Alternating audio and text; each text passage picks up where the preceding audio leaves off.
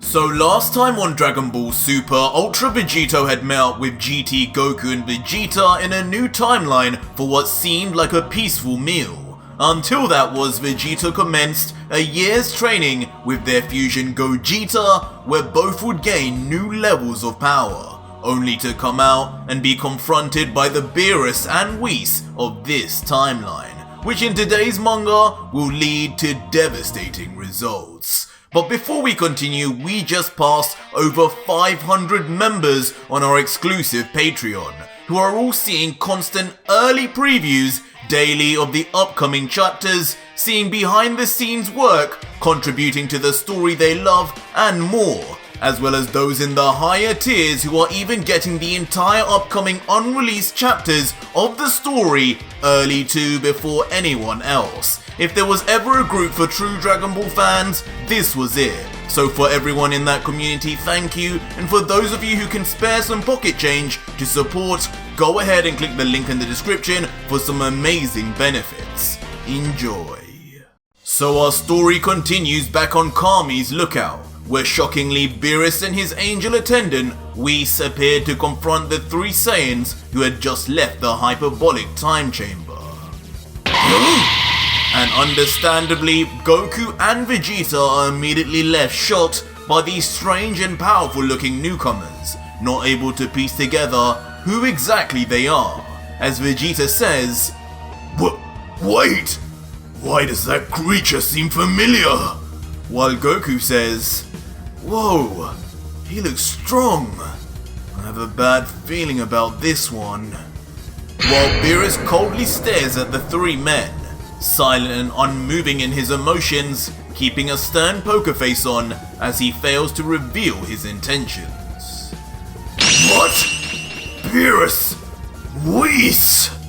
Meanwhile, the most shell-shocked and traumatized by all of this is Vegito, as he stands there wide-eyed and in a state of panic thinking, This can't be! Why would they be here? Now of all times! And Whis! He told me once an angel is erased, they would be erased from any and all timelines! Did he get it wrong? What is going on here? I need to regroup and calm down. But regardless of his panic-stricken state, Vegito is quick to use his energy to call Whis' staff into his hand, just in case he needs to make a quick exit. Meanwhile though, the Destroyer God now begins to open his mouth and asks his angel, "Whis, correct me if I'm wrong, but did you not say only two full-blooded Saiyans existed on this planet? Who is this other fellow? It seems he does not have a tail, but his energy signature, I sense, does not seem to be any different to the other two. Could he really be an Earthling, you think?" And Whis, who at first is calm, responds, "I'm not sure, my lord. My angel staff is not always 100% accurate when it comes to scouring the entirety of the universe, but for analyzing a single planet, I would think it would be correct.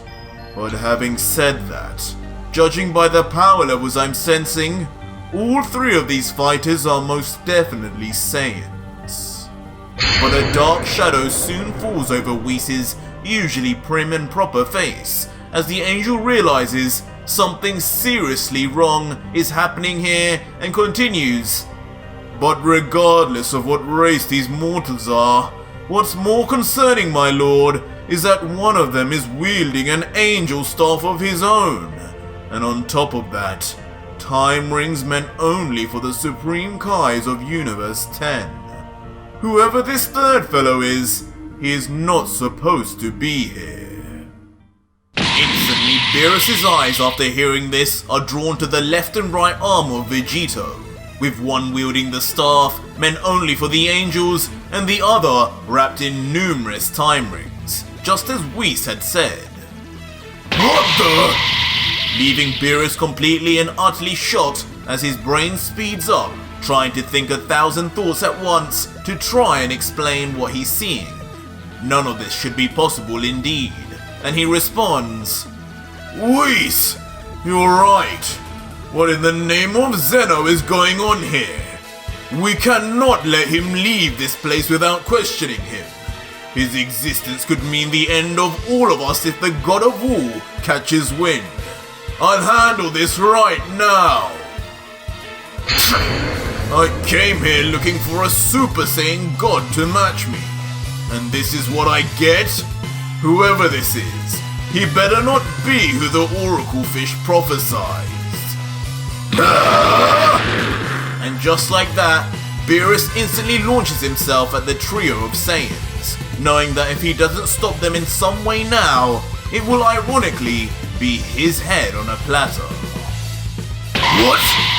Stay calm, you two!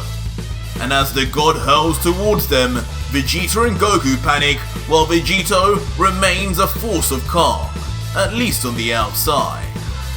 On the inside though, Vegeta continues his panic and jumps to conclusions as he thinks, damn it! They must have caught on! If I don't get out of here quickly, I'll end up having to repeat history!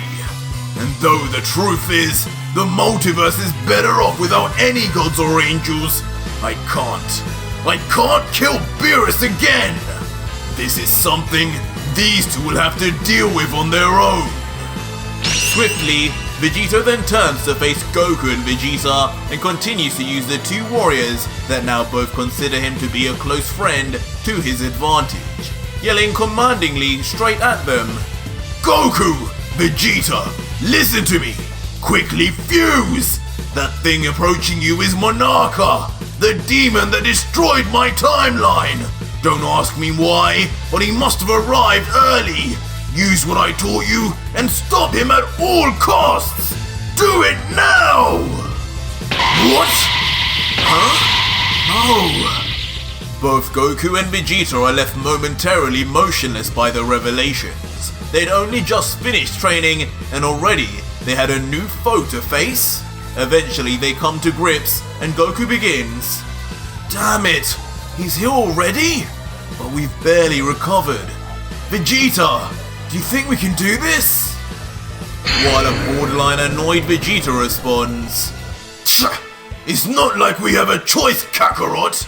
That damn Vegito said it would be years, and coincidentally, they come just the day after he arrives? I knew messing with our timeline like that wouldn't go down well. But whatever, that's in the past now. This monster is on the attack now.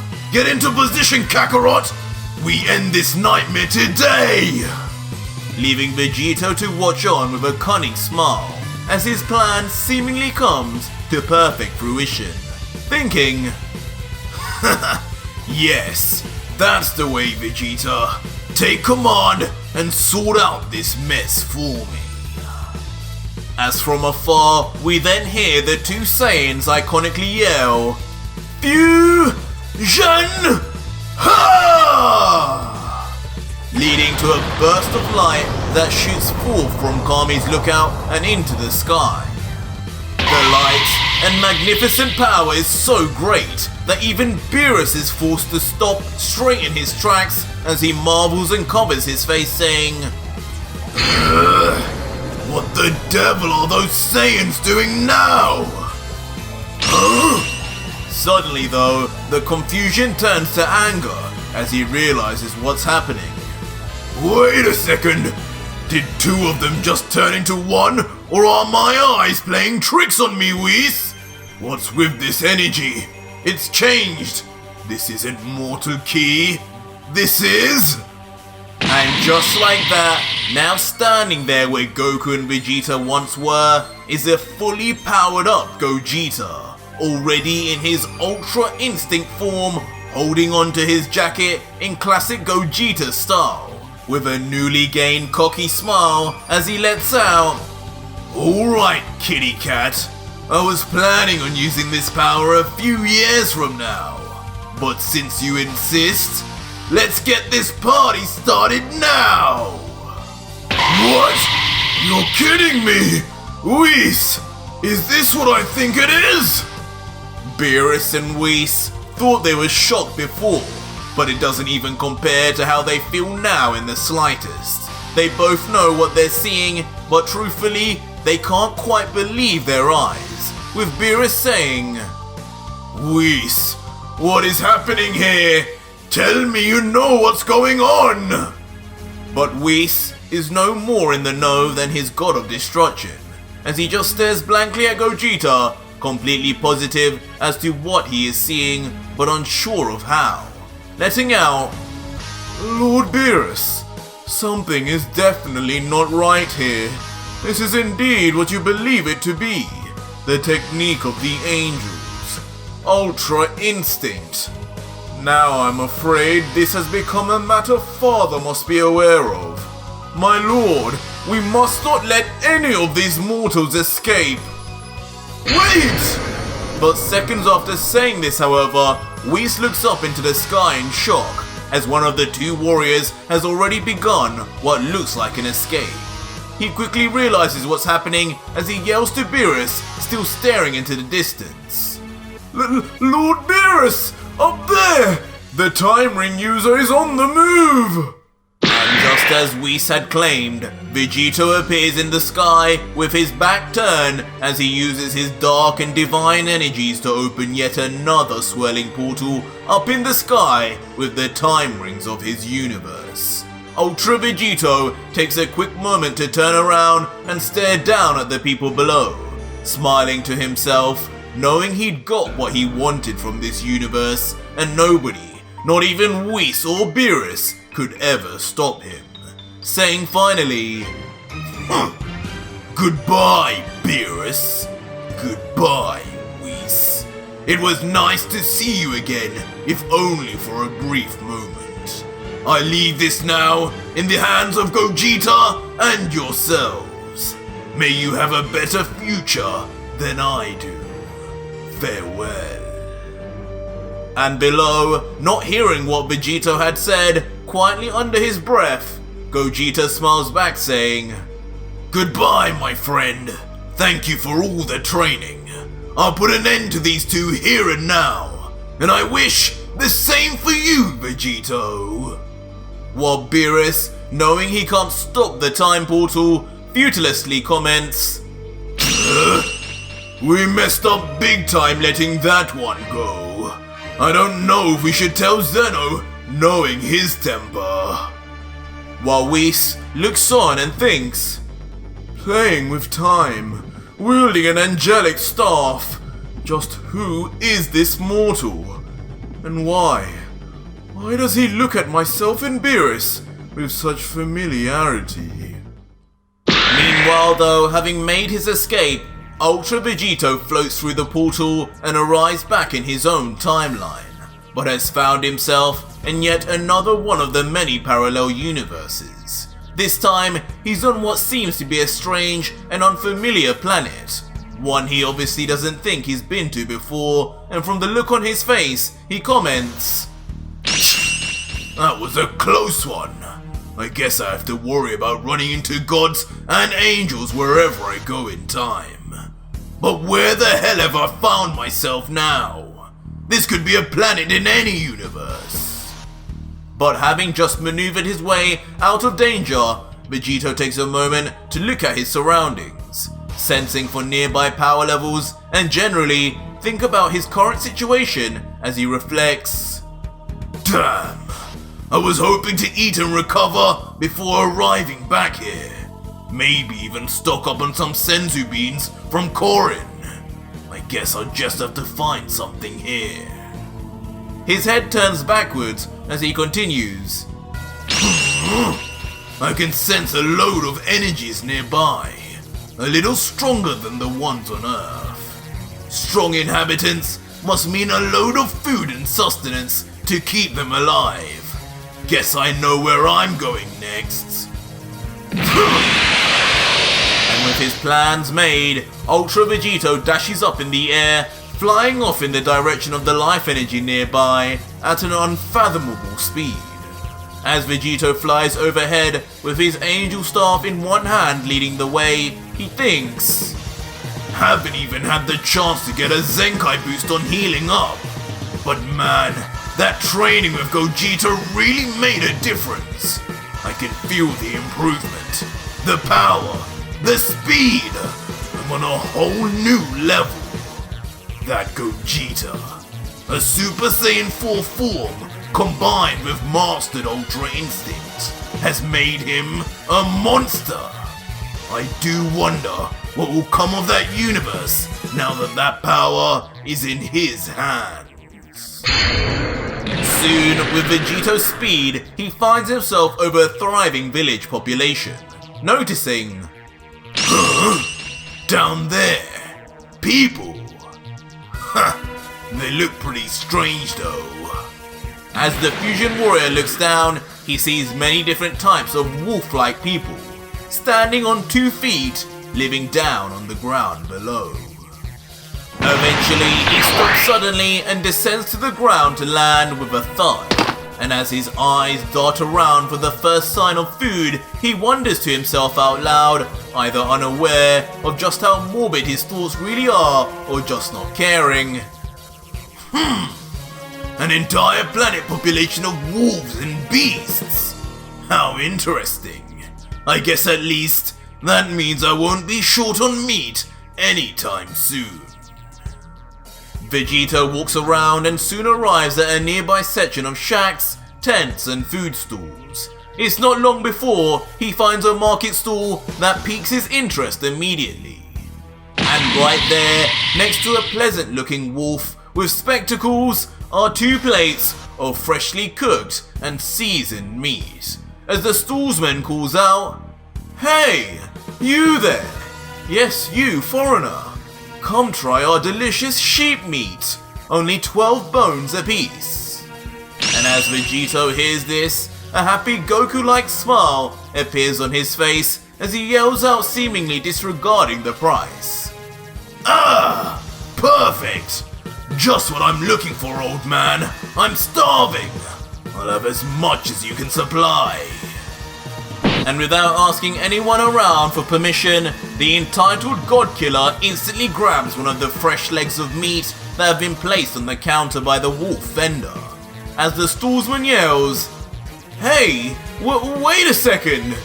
But just as the Saiyan opens his mouth wide, ready to bite on his new meal, a furry blue hand grabs onto his shoulder from behind, seemingly to make him stop. "Get that hand off me if you want to keep it!" As Vegito instantly shifts back to a confrontational tone, wondering who would dare be stupid enough to postpone his meal on this weakling-filled planet. But to our surprise, standing there confidently, each with sinisterly beastly smiles, is the trio of danger, the powerful warriors of Universe 9 that competed in the Tournament of Power and faced Goku, Gohan and Buu in the exhibition tournament beforehand. Bergamo in particular, in the middle, clenches his fist in a threatening sign and stares into the eyes of Vegito and lets out, "Listen, friend, I don't know what primitive rock you crawled out from, but round here, you need to pay before you eat. Now cough up some cash to our poor uncle over here before we turn you into his next selection of meat. Got it?" Vegito though, who is completely unfazed by the pointless threat, looks confused for a second however, unable to work out where he knows these 3 from again due to his trauma over his 10-year imprisonment, thinking introspectively, "These 3, just like Gowasu, they seem familiar too. Are they from Universe 10 also, or were they at the tournament?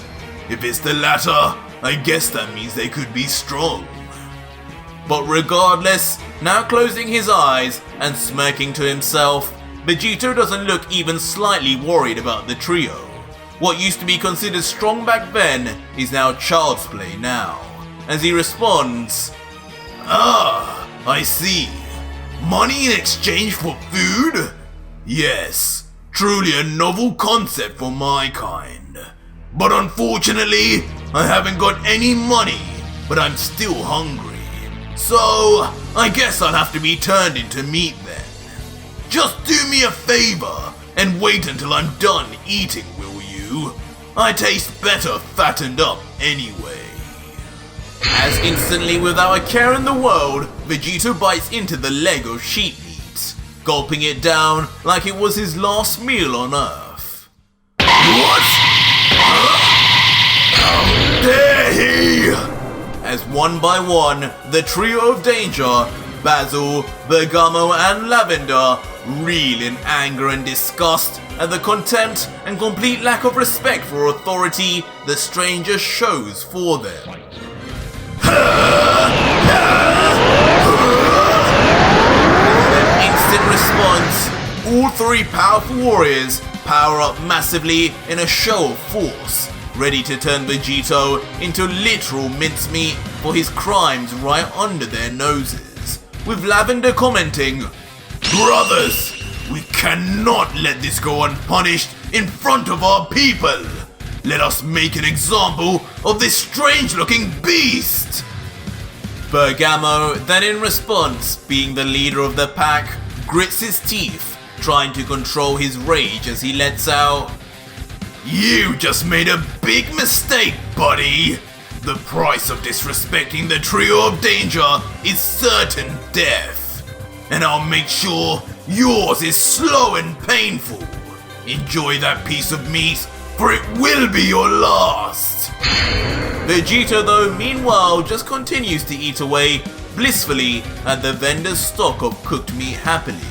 And with his mouth full of food and his eyes closed, he dares the wolves to come at him, if they really think they're tough enough, that is, saying,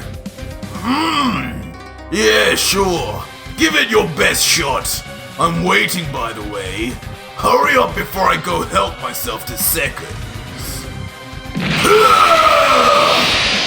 And like clockwork, not hesitating to move on Vegito's taunts, all three members of the trio of danger rush in at high speed towards Vegito, each one with a ferocious look on their face as if they had reverted back to their primal ancestors, chasing after their next meal.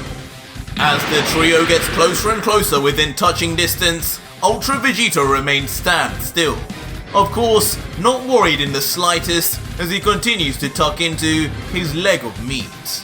But at the last second, with his mouth still full, his body begins to vanish, as with a smile he says, "No matter the timeline or universe, there are always fools ready to rush to their deaths, huh?"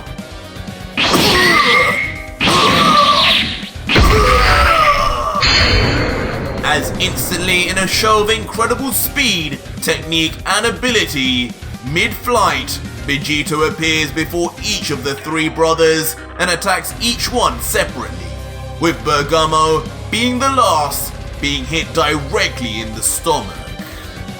Immediately, all three are sent flying straight into a nearby hut, decimating it in the process with a loud bang.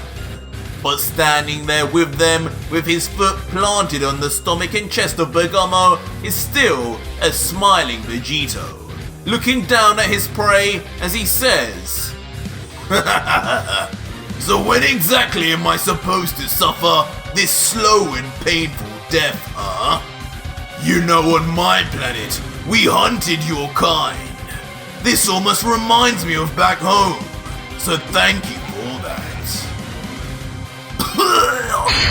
And suffering under the pain and pressure of Vegito's boot, Bergamo begins to cough up blood as the last of his life force fades away from the damage. But soon, finally realizing who the stranger is that he has actually ended up fighting against, a come-to-terms Bergamo grunts out at his opponent in pain, "There's no doubt about it. This power, this speed, you must be who the gods warned us of. You are the God Killer, Vegito." Vegito, with one cheek full of food, looks down at Bergamo with a look of surprise and confusion as he questions the dying animal. What's this? You know me too. How's that? It's bugging me not knowing where I know you guys from. Did we fight before or something? Maybe that explains how easily I read your movements. But an angry grin soon forms on Bergamo's face, however, as he lets out while still bleeding. I'm afraid not. But the rumors of your evil deeds precede you, Vegito. Unlucky for you, Lord Sidra came prepared for just this moment. To think, we'd be the ones to spot you though. Of all the warriors in this universe, Sidra entrusted this device to. Oh well, for the good of the universe, the trio of danger will do anything. It's then that we see in Bergamo's hand there is a small and familiar purple and blue button, just like the one Goku used to own that summoned Zeno, before immediately he presses the button. Meanwhile, on the other side of the galaxy, Sidra and his angel Mohito are seen in an unnamed area of Universe 9, when they both simultaneously suddenly receive the signal let out from the mysterious button. They both look shocked as they turn to one another, solemnly knowing what they have to do next, as Sidra says, "It's Bergamo, the God Killer! He's here! It's time, Mohito! Get us there now!" And without saying a word more, using the power of Mohito's staff, the God of Destruction of Universe 9 and his attendant disappear and quickly reappear in space outside of the planet of Bergamo and his brothers, the one Ultra Vegito is unknowingly situated on right now. With a look of visible sadness and regret on his face, Sidra then looks down on the planet, as if knowing it is about to suffer a cruel fate before letting out, "Bergamo, Lavender, Basil, you have my word. You three will always be remembered in the hearts of us gods. 3 heroes that saved the multiverse. The brothers of legend. Goodbye, my friends." And knowing he can wait no longer, Sidra then raises his right hand to the planet and yells out as it creates a massive glowing spinning ball of the now familiar purple destruction energy, before shouting, "Hakai!" instantly launching the concentrated ball of destruction power right down on the unsuspecting planetary population. Back down on the planet, Vegito remains with his foot on Bergamo's chest when suddenly he notices something. Huh? What's this? Some kind of escape technique? As right before him, Bergamo already begins to turn to nothingness as he becomes erased under the power of Hakai. With a small grin, knowing his time has come, Bergamo says, "So it's begun. Goodbye, God Killer. I would say we'll meet again in the afterlife, but I guess that's not where we'll be going." What? Soon after, the confusion over Bergamo's riddle-like words increases exponentially as Vegito looks down at his piece of sheep meat, and that too now begins to erase to particulate matter. And within seconds, now not only has the entire chunk of meat gone, but so too has a number of Vegito's fingers, as he finally realizes that he's been done in and what has just happened. What? What's going on? No, surely not! He didn't! And with a righteous, indignant fury in his voice, Vegito looks at the sky and yells out, No! Not like this! Stop, you fool! As from back in space, we see the once peaceful planet instantly erupt into an explosion that leaves nothing behind but dust in its aftermath. anything and everything that ever existed on its surface being erased for eternity. All the while, Sidra and his angel, protected by a ball of energy, just watch on, knowing they had finally rid the multiverse of its greatest ever threat. The God Killer is no more. With everything finally done, Sidra turns his face to Mohito, finally looking a little bit relieved. Mohito smiles in his anxious way as he tries to use his angelic powers to confirm that they've won, now not sensing any life force whatsoever. Sidra says, "It's over. It's finally over. I knew those deity summoning buttons would be useful. He may have had an angel staff, but his control over it was amateur at best. He could hardly even control where he arrived. It was only a matter of time before I caught him off guard." To which Mohito nods, continuing to look more at peace than he probably has in a while, replying, "Yes, my lord, a truly novel idea. I must admit I had my doubts, but in the end, no matter how strong this Vegito had gotten, he could never match your intelligence and experience. The trio of danger will be remembered in the pantheon of heroes for millennia to come. Perhaps, after 990 years, we could use the Super Dragon Balls to revive them once again. A fitting reward for such a selfless act." What? But suddenly, their once peace and relaxed-stricken faces give way to shock and horror as they both suddenly feel a sharp pain in their chests. And as they look down to see what it could possibly be, penetrating both their chests brutally is a familiar energy blade that could belong only to one man. One mortal who seemingly cannot be stopped by these gods at any cost.